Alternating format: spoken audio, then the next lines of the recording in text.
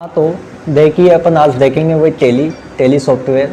तो देखो टेली में अपन सबसे पहले देखेंगे कंपनी बनाना, क्योंकि अपना जो व्यापार होता है ना वो कंपनी बनाने से ही स्टार्ट किया जाता है। तो टेली में सबसे पहले देखो आपने देखा होगा या कंप्यूटर में आपने देखा होगा, चालू करते अपन क्या करते हैं, रिफ्रेश करते हैं। एक दो बार खाने के लिए किया जाता है ताकि कंप्यूटर हैंग वगैरह नहीं हो। अब करते हैं अपन टेली को स्टार्ट यहाँ से। तो लेटेस्ट वर्जन कौन सा है, देखो अपना टेली प्राइम। देखो नाम दिख रहा है आपको अच्छे से, टेली प्राइम। इसको अपन क्या करेंगे, माउस से डबल क्लिक करेंगे यहाँ पे। ये कर रहा मैंने आपके सामने डबल क्लिक। प्रोसेसिंग करता है थोड़ा सा, सॉफ्टवेयर चलने के लिए टाइम लेगा थोड़ा सा। इसके बाद जनरली आपका क्या हो जाएगा, चालू हो जाएगा। हाँ तो आपका टेली सॉफ्टवेयर चालू हो गया। चालू होने के बाद देखो इसमें एक ऑप्शन आ रहा है लाइसेंस वाला। और ये लाइसेंस ऑप्शन कब आता है भाई, जब आपके पास लाइसेंस नहीं होता। तो क्या दिखाई देगा आपको, लाइसेंस ऑप्शन दिखाई देगा। अब लाइसेंस के अंदर भी देखो कितने ऑप्शन आ रहे हैं, 4 ऑप्शन। फर्स्ट जो ऑप्शन आ रहा है उसका नाम क्या है, कंटिन्यू इन एजुकेशन मोड, यानी कि सीखने का पर्पज है। यूज लाइसेंस फ्रॉम नेटवर्क लिखा हुआ है, तो इसका मतलब क्या होता है भाई कि आपके पास लाइसेंस तो है लेकिन आप उसको नेटवर्क से जोड़ना चाहते हो। यहाँ लिखा हुआ है रीएक्टिवेट लाइसेंस, इसका मतलब होता है कि आपके पास लाइसेंस तो है लेकिन आप उसको क्या कर रहे हो, वह करप्ट हो चुका है, उसे आप दोबारा रीएक्टिवेट भी कर सकते हो। एक्टिवेट न्यू लाइसेंस, अगर आपको नया लाइसेंस लेना हो तो कहाँ पे आओगे, एक्टिवेट न्यू लाइसेंस पे। और आपको लाइसेंस कितने का मिलेगा भाई, 18,000 का, प्लस 18% इस पर टैक्स भी लगता है। तो जो आपका लाइसेंस है वो आपको मिलता है करीबन 23,000 रुपये के लमसम, जीएसटी लगा के, है ना। ओके तो अपन आज स्टार्ट करेंगे वही कंटिन्यू इन एजुकेशन मोड। तो देखिए यहाँ पे लिखा हुआ है टी। अगर बटन सिंपली लिखा हुआ है तो आप वही दबा दीजिए, काम करेगा वो। अगर उसके नीचे एक सिंगल अंडरलाइन आ रही है तो फिर वो आपका अल्ट के साथ काम करेगा। अगर उसके नीचे डबल अंडरलाइन आ रही है तो फिर वो आपका कंट्रोल के साथ काम करेगा। तो जनरली बताइए मैं क्या कौन सा बटन दबाऊं, टी दबा दूं, ये दबाया मैंने।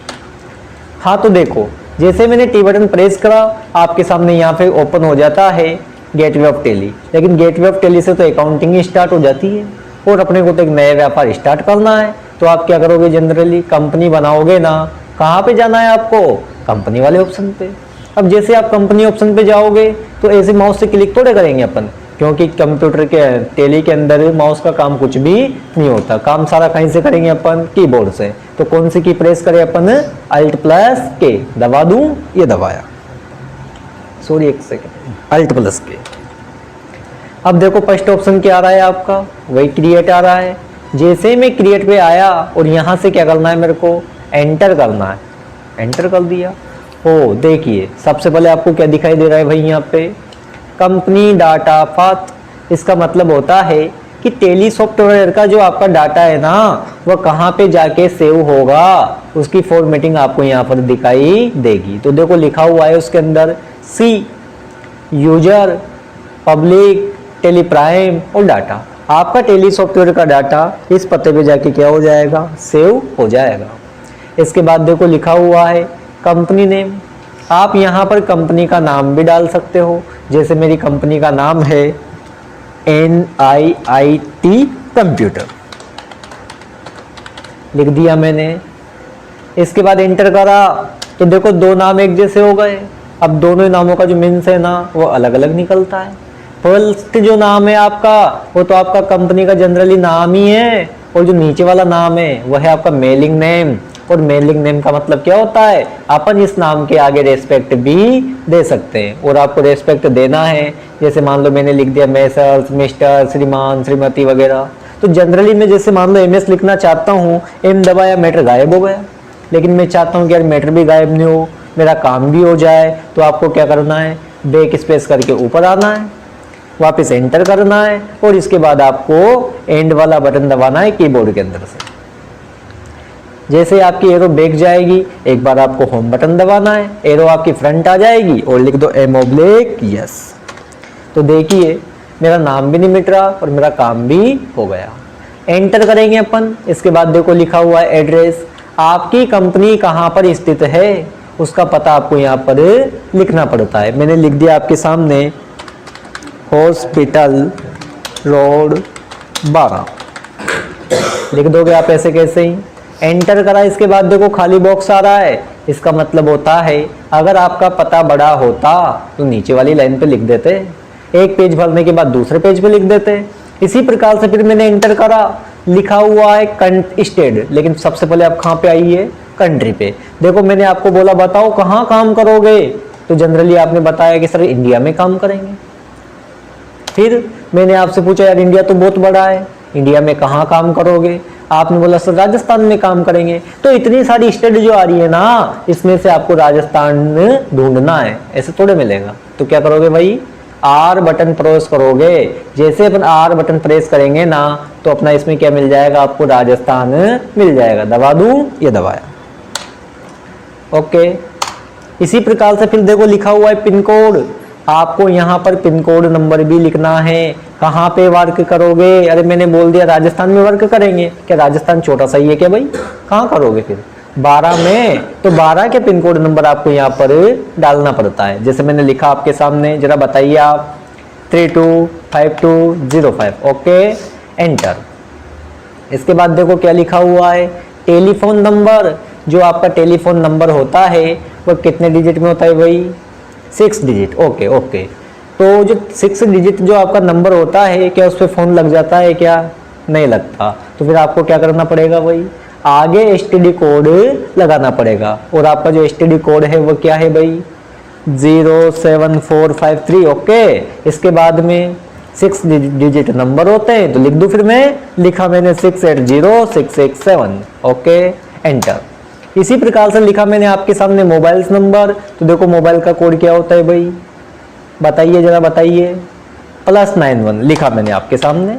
इसके बाद में 10 डिजिट नंबर होते हैं, तो कोई से भी अपन नंबर यहाँ पर डाल देंगे। जैसे चलो मैं मेरे नंबर डाल देता हूँ, या कुछ भी डाल देते हैं अपन। जैसे मैंने लिख दिया 1 2 3 4 5 6 7 8 9 10, ये नंबर हो गए। चलो पैक्स नंबर, तो पैक्स नंबर में क्या लिखेंगे भाई अपन, जो टेलीफोन नंबर होता है वही अपना पैक्स नंबर होता है। तो सेम टू सेम आप यहाँ पे लिख देना। अब ये मत बोल देना कि कॉपी पेस्ट करना है सर, नहीं, इसमें कॉपी पेस्ट का सिस्टम नहीं होता। तो लिख दो फिर मैं, लिखा मैंने 07453680667, ओके।